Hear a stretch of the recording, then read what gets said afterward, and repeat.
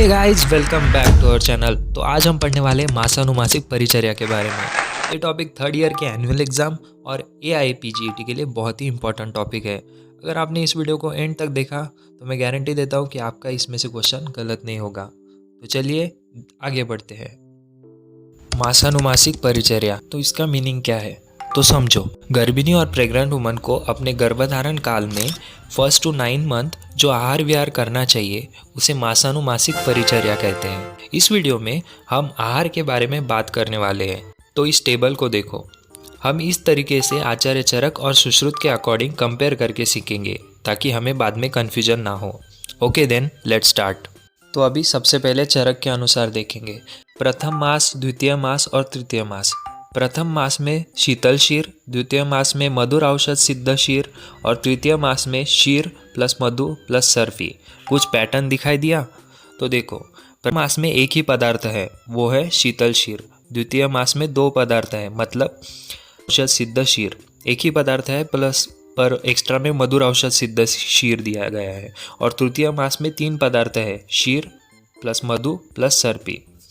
तो हम से याद करेंगे कि पहले प्रथम मास में सिर्फ एक है शीतल शीर, द्वितीय मास में 2 है मधुर औषध सिद्ध शीर और तृतीय मास में शीर मधु प्लस सर्पी, ये 3 पदार्थ है।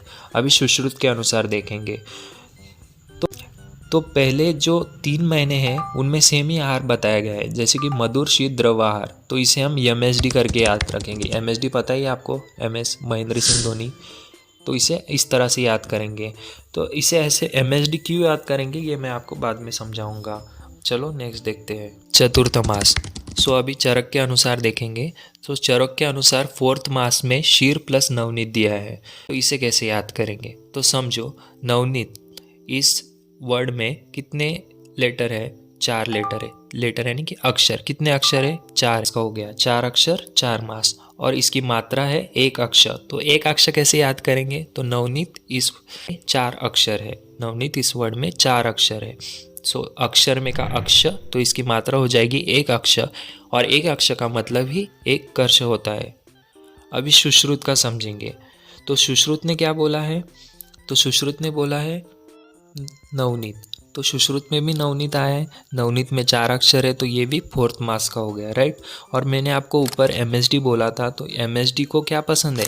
जांगल मास पसंद है। ऐसे याद करेंगे कि MSD को जांगल मास पसंद है। तो मतलब पहले 3 हो गए मधुर शीत द्रवाहार, और 4th में MSD को क्या पसंद है? जांगल मास। तो ऐसे याद रख सकते हैं।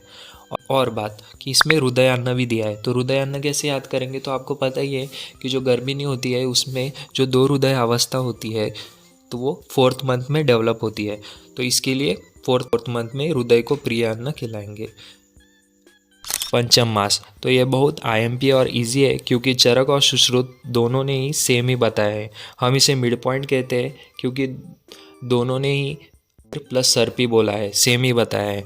अभी सुश्रुत के अनुसार देखेंगे तो एक ट्रिक आपको इधर याद रखना है कि जो मिड पॉइंट है, 5th मास का पॉइंट है शीर प्लस सर्पी। तो इसमें जो ऊपर वाले 4 है, इसमें आपको एक ट्रिक याद रखनी है कि MSD प्लस जांगल मास, राइट। और जो नीचे है, नीचे आपको SP याद रखना है। फिर से एक बार सुनिए कि जो 5th मास है उसमें जो मिड पॉइंट है शीर प्लस सर्पी, उसमें शीर प्लस सर्पी की जो अपवर्ड है, ऊपर की साइड है, उसको आपको याद रखना है MSD प्लस जांगल मास। और जो नीचे है उसको SP याद रखना है। तो ये SP क्या है ये मैं आपको आगे समझाऊंगा। आगे बढ़ेंगे, षष्ठम मास। सो चरक में पंचम मास को ही षष्ठम मास में कॉपी पेस्ट किया है। वैसे तो पंचम, षष्ठम, सप्तम, अष्टम, इन चारों में ही प्लस सर्पी दिया गया है, बस थोड़े बहुत चेंजेस किए हैं। पर जो षष्ठम मास है वो तो डायरेक्टली शीर प्लस सर्पी है। अभी जो सप्तम मास है उसमें उन्होंने मधुर औषध सिद्ध सर्पी बोला है। मतलब शीर तो है ही, प्लस मधुर औषध सिद्ध सर्पी बोला है। इससे द्वितीय मास में कंफ्यूज मत होना क्योंकि वहाँ पे मधुर औषध सिद्ध शीर दिया गया है और इधर सप्तम मास में मधुर औषध सिद्ध सर्पी दिया गया है। अभी सुश्रुत का षष्ठम और सप्तम मास को देखेंगे। तो जो मैंने आपको मिड पॉइंट में यानी कि 5th मास में बोला था कि उसके नीचे डाउनवर्ड जो है यस पी को हम याद रखेंगे। तो यस पी का मतलब होता है यस से शौद्रंष्टा या फिर उसे ही गोक्षुर कहते हैं, और पी का मतलब होता है पृथक पर्णी। तो जो यस है, यस का मतलब क्या है? 6, राइट। तो 6 मास में आपको याद रखना है शवद्रंष्टा या फिर गोक्षुर। तो श is similar to yes, right, स, तो उसको उस तरह से याद रखेंगे। या फिर गोक्षुर में का भी जो श है उसको भी यस से अपन रिलेट कर सकते हैं। तो जब भी शवद्रंष्टा या फिर गोक्षुर आएगा तो वो 6 मास में आएगा, यानी कि षष्टम मास में आएगा।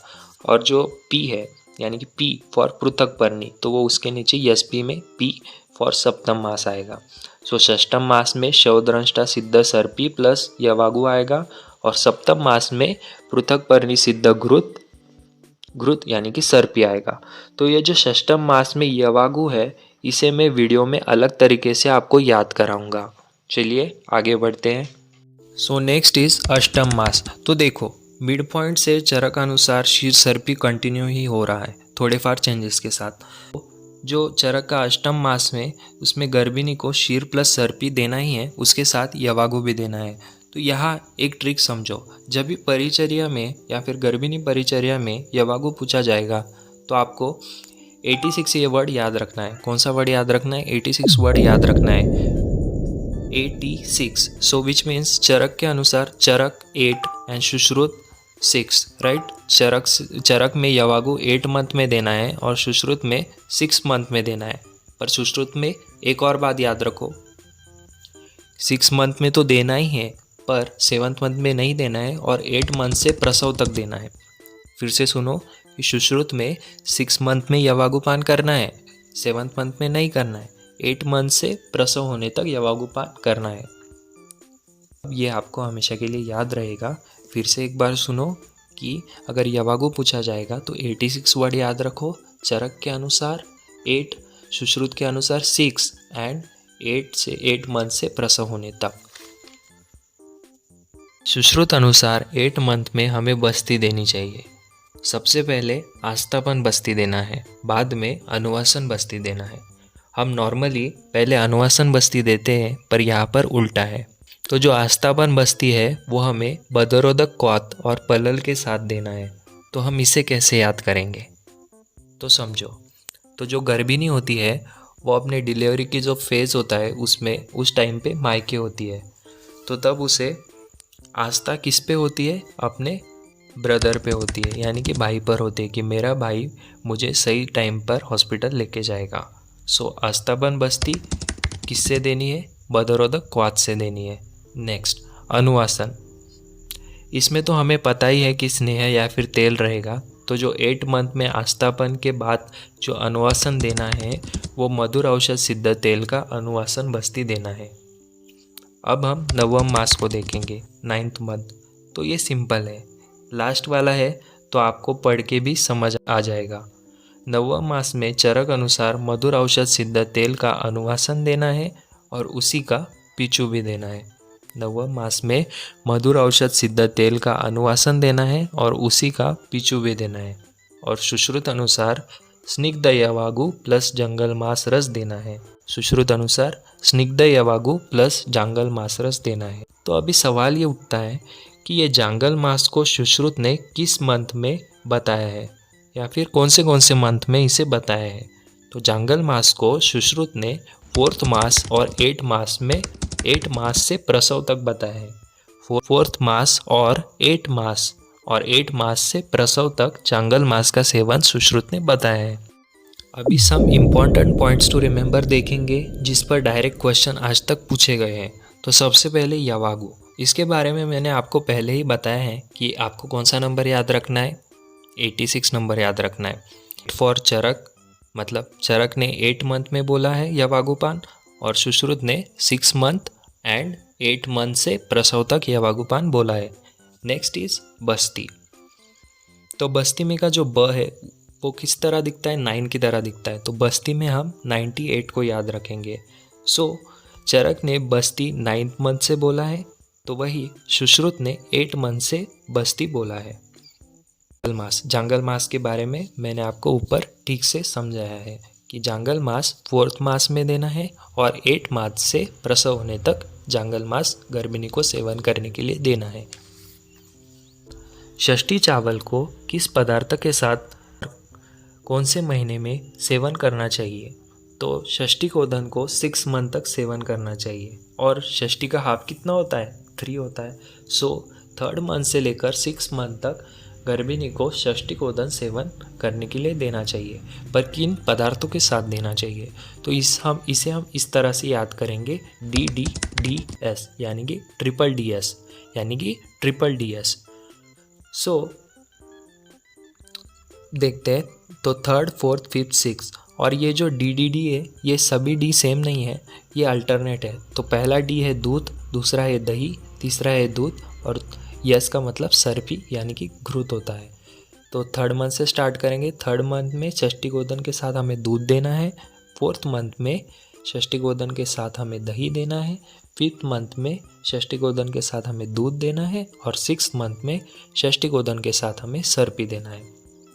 सो अभी एक पॉइंट देखेंगे कि जो सुश्रुत ने 8 मास में बस्ती बोला है, तो उसमें आपको 2 पॉइंट्स एक्स्ट्रा याद रखने हैं कि जो आस्थापन बस्ती है वो क्या कार्य करेगा और जो अनुवासन बस्ती है वो क्या कार्य करेगा। तो जो आस्थापन बस्ती है उससे वायु का अनुलोमन होगा, पुरान वायु है उसका आसन बस्ती है उसमें भी वायु का अनुलोमन होगा, पर जो प्रसव प्रक्रिया है वो सुखपूर्वक और होगी, निरोपद्रव होगी। बस्ती में सुख और निरोपद्रव प्रसव की प्राप्ति होगी और ये प्रसव में हेल्प करेगा, राइट।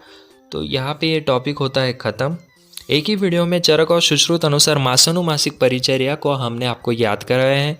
अगर आपको कोई भी डाउट है तो कमेंट सेक्शन में आप पूछ सकते हैं। अगर आपको वीडियो पसंद आया हो तो इसे लाइक कीजिए, अपने दोस्तों के साथ शेयर कीजिए और चैनल को सब्सक्राइब कीजिए ताकि कोई भी न्यू अपडेट आपसे मिस ना हो। तो मिलते हैं आपसे नेक्स्ट वीडियो में। Until then, bye bye.